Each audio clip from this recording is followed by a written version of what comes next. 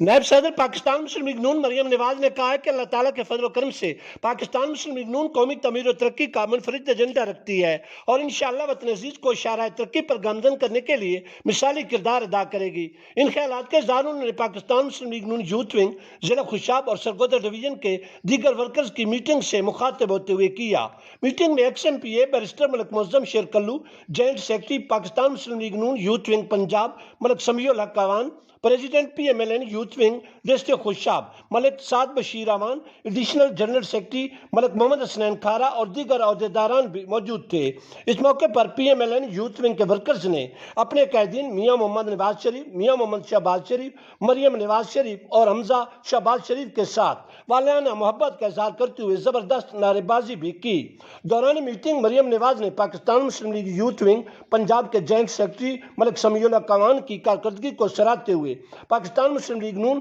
Youth wing ضلع خوشاب کے صدر ملک سعد بشیر اعوان سمیت دیگر ورکرز کی طرف سے تنظیمی فعالیت کے لیے مخلصانہ کوششوں کو بھی سراہا۔